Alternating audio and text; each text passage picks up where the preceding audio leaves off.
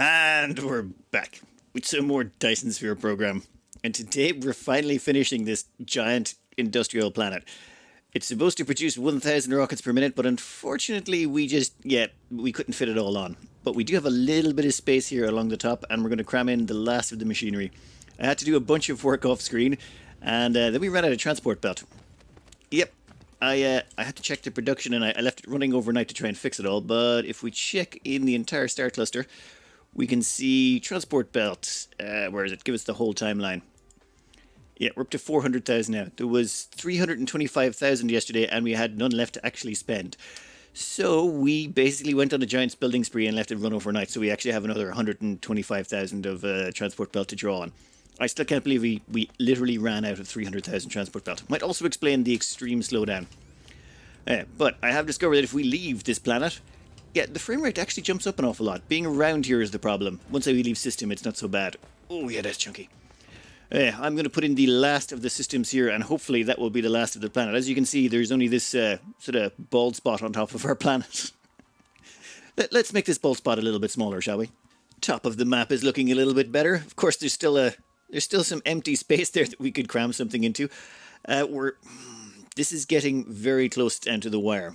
And what I did was I offloaded some of the production to other planets. For example, the deuterium, yeah, we couldn't make that here. This stuff here requires an awful lot of space, so we offloaded that to another world. In fact, we offloaded a bunch of stuff. I'll go over that later.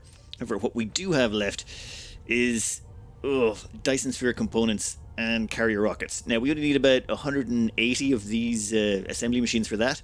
Maybe we can fit them, but this gets really wonky when you get up to this top of the end of the map. For example, if you look along here and you see this stack of assembly machines, you go, okay, that's normal. No, it's not.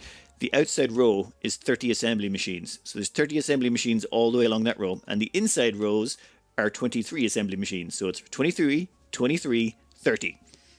Yeah, makes counting things up really weird. And we can't really extend these middle ones any further, because then this would go beyond 30, and then it would run out of materials before it gets to the end. It's all sorts of fun and games. It means you have to custom design each one of them, and the transport belts starting getting weird. And yeah, we're still going to fit it in though. We are going to try and squeeze it in. We're almost there. Almost. Would you look at that beauty? This planet. Oh, I can't wait till we actually activate this and start running it. I don't want to be on it when it happens though. I'm pretty sure the computer will die. But we unfortunately ran out of convenient space.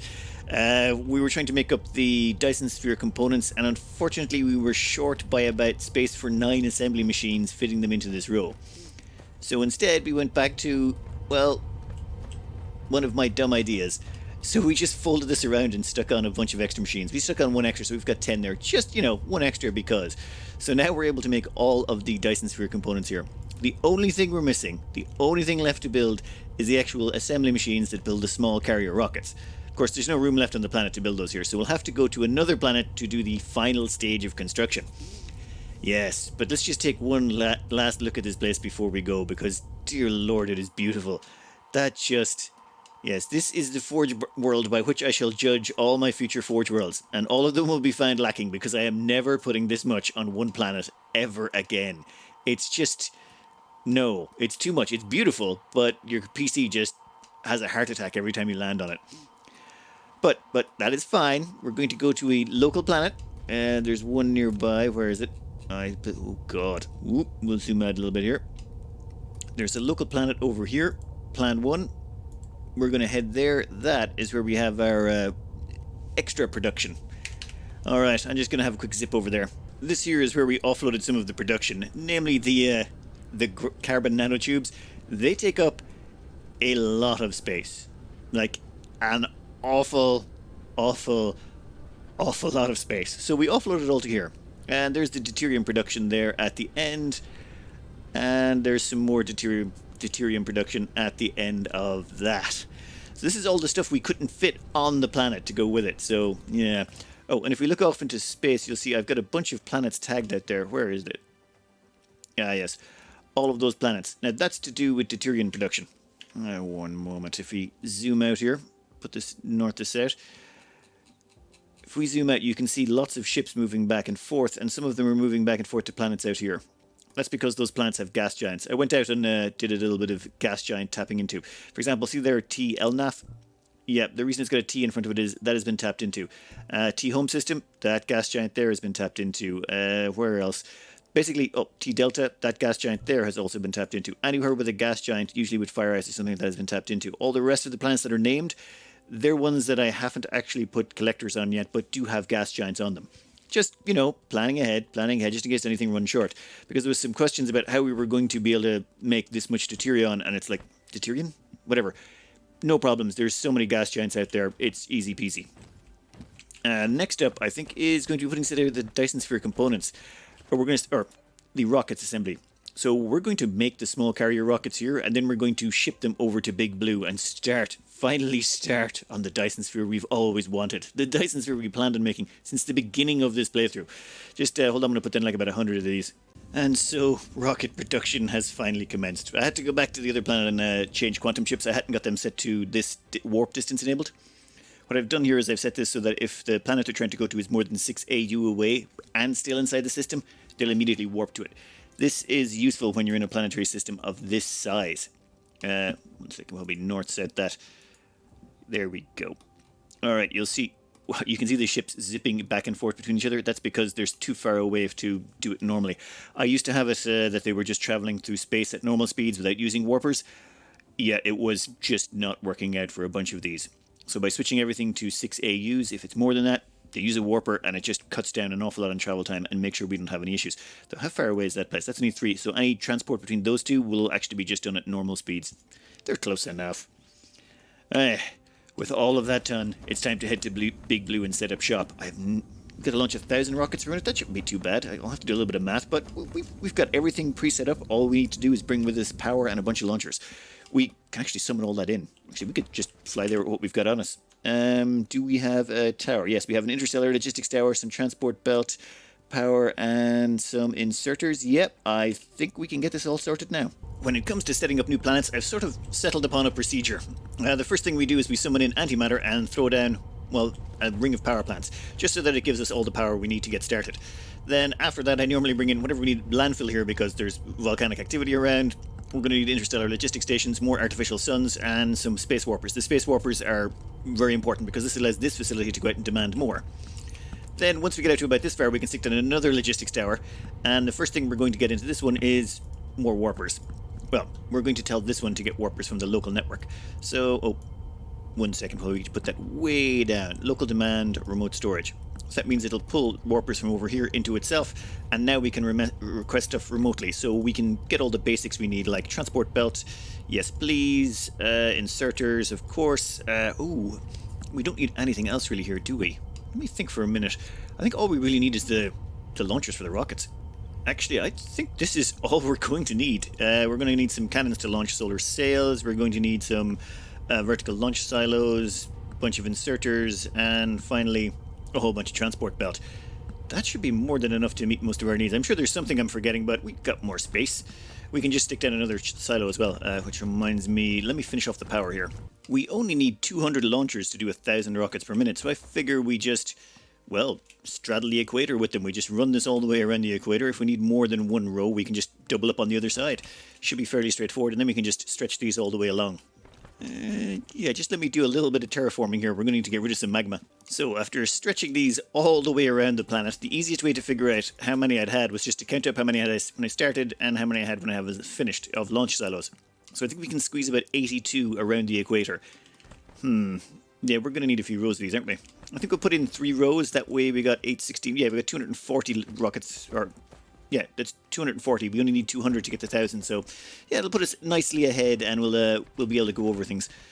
Oh god, yeah, I could expand the landfill, but you know what? That feels like it's almost wasteful. 1 minute while I do a little bit of this. We have, I think we've already gone through about 1 million soil pile. These volcano planets, or these magma plants, they really do eat the soil pile if you're not careful. Well, there's nothing really you can do about it. There's no real way to be careful. Anyway, just give me 5. I'll be back in a minute. We are ready to start. Finally. This is where all our power comes from. We have, how many go? 6.1 gigawatts. That should be more than enough to cover our needs. Now, if we go down here, wait for it, and go all the way to the opposite side of the planet. this is where all of our rockets are going to come in, or all of our, what do you call them? Small carrier rockets, yes. We're going to make that remote demand. Thank you very much. And there we go, there we go, there we go. Keep going, come on. All the way up to 10,000. We must have at least 10,000 in the grid somewhere. Perfect. They shall flow down here. Come all the way down to the bottom. 1 second. And come down to here. Now, this will take a right down here and go all the way along there, feeding all those rocket silos. Any overflow will come down here and go to the back lane. Also, this is that same belt. This belt here goes all the way around the planet and comes back in this side. So if there's any overflow, it gets fed back in here and around, just in case. Now, let's wait until our fresh supplies arrive. I want to see the rockets launch. I've done a little bit of skywriting with, well, I just want to test it, so I haven't actually started the big Dyson sphere. I just want to do a little bit of skywriting first to make sure that this all works and that it's functioning correctly. We haven't hooked up any of the solar sails or anything like that. Just want to test the rockets. It's been so long getting here. I can't wait to, set the whole thing up and then test it. I want to test it now. Here they come. Beautiful. All right, all of you should take a right. Perfect. Does it work? Yep, they're all getting picked up. And we have liftoff. Perfect. Oh, I'm going to love this. What I love about doing it this way is it's a ripple.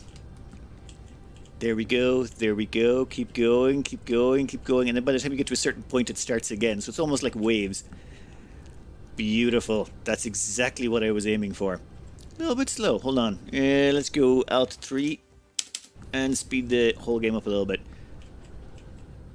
Nice. Okay, and they're all heading out to their location to do their little bit of skywriting. Let's wait until this all warms up a bit. I want to make sure it's all the way around the planet, and when it is, we should have a nice little flyby session we can do just to see how it's working.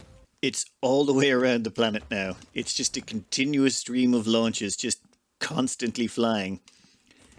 It looks pretty. Oh, damn, that looks pretty epic. God damn it, I can't see right. There we go. Now, all of those, where are they swarming? Well, they're swarming towards our skywriting. And let's see what we wrote in the sky. Oh, wow, look at the rockets. It looks like just a giant swarm. It's like a migration of rockets from one planet to I don't know where. But, yeah, I'm going to call that a 100% success for our starting test. Oh, wow. Once the skywriting finishes, I think we'll start tucking into the main Dyson sphere. What are we up to already? We're up to 340 megawatts already. God, we haven't even started on the main Dyson sphere. That is so many rockets. That is ridiculous. And that's just the start. I can't wait till we get to the point where we have to add on an extra 1,000 to this. I don't know exactly what you would call whatever that is, that form that it's shaping, but it almost seems like a weird octopus floating through space. And maybe I'm reading too much into that. Damn, that does look beautiful though. Alright, that's enough lollygagging about. I need to start prepping for the next stage. Next stage is bringing the solar sails here. We're going to want to launch about 10,000 solar sails per minute as well to keep up with this. And then we can go about doubling down on the rocket production. As it is, I think to produce the Dyson sphere is probably going to take about 100 hours if we stick it at this. I'd prefer to double down so that we can do it in about 50. Alright, let me do some checking. I know I'm gushing over this a little bit, but dear lord, that does look amazing. 5 game designers made this. Very impressive. I made a mistake. I let it stop firing rockets, and now we've just got blobs. I'm going to have to fix that. There's no way I can live with this. After seeing the trails like that, I can't just go with big blobs. Where were we? Oh, yeah, back on the planet. One moment. I got to go find these rockets and fix them so they don't do this silly blob launching. I want to see that wonderful stream again. Though that does almost look like the... look at all the rings. No. We're going back to the stream. I can't have this. I've just disconnected these. We'll sort this out. It'll be 1 minute, and we'll be back to our regularly scheduled. After a little bit of maintenance, we've got our swarm going back the way it normally was. That looks much better. As well as that, we've done the full Dyson sphere and put in the whole kit and caboodle. We're not doing anything fancy here. We're not doing any special patterns. We just want as much power as possible. That's it. That's all we're looking for is lots and lots of power. Right now we're all up to almost 6 gigawatts, which is a start. We haven't actually put in the solar sail sections, as in, where is it? We haven't filled in these. I've only set these top ones to be filled in because after the last one I learned, these one takes the longest. Also, there's a mod we can use that will allow us to dump solar sails in faster.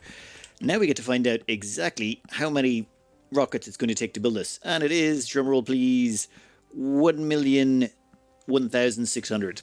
Which is not nearly as many as I was thinking. 1,001,600, that's, what, 16 hours? 17 hours. In 17 hours we'll have this built.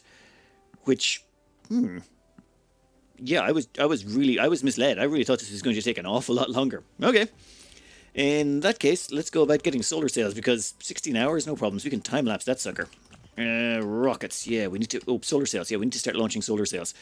Let me think for a minute. With our frames per second down to about 12, we're about to add in a little bit more on top of that, just to make things nice for this. Oh, God. So painful. We'll put the game on normal speed. Hopefully that'll help a little bit. All right, we're going to start firing on the solar sails now. We can launch 10,000 per minute, but I don't think we've got enough guns just yet to launch them. But we can at least kick it off. Oh, God. Let's see if we can keep up with them without actually crashing. These are going to go all the way down here down these wonky belts that I was trying to try and find a neater way, but you know what? I was too lazy. Instead, I just ran them straight down here and fed them into these guns. Alright, very, very simple setup. Power poles down the middle to provide power to them and their inserters, and then we're going to have one belt go for this level and one belt go for there. And that's it. Their job, fire solar sails. Ooh, yeah. Let's... Come on, come on. Okay, it's loading them correctly. That's fine. That's all. This is what the whole thing looks like from way out here. You can just see the sort of tentacles of ships flying out to all the nodes as the nodes slowly get built. And in the background, you can see all the ships just flying back and forth. There are so many ships going everywhere.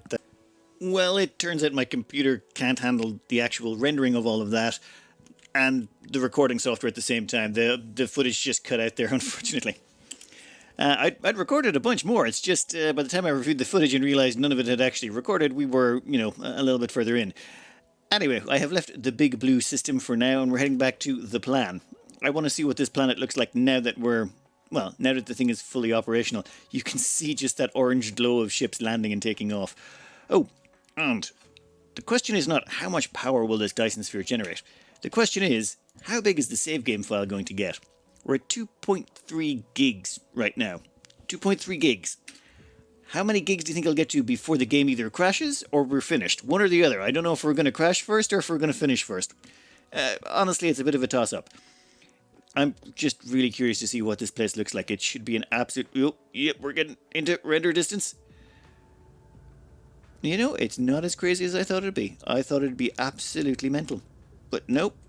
It just looks reasonably okay. Oh my god. Let's make sure all of those machines are running. Yes, they are. It's a little bit hard to steer right now with getting... What are we down to? 12 frames per second. Anyway, I am going to cut this out here for the day. I am going to try and do some work in the background, find bottlenecks, iron some kinks out. I don't think we're going to be adding any more production. I don't think we can afford it. My computer is already crying. The fan is making funny noises. I should take some sound effects of that. Next up will be, well, probably a nice big time-lapse. I want to do a nice big time-lapse of that Dyson sphere getting created once I set up the last of the railguns, and then hopefully my recording software will work well enough to record it while it's being built. That's the dream. Anyway, I hope you enjoyed, and good luck.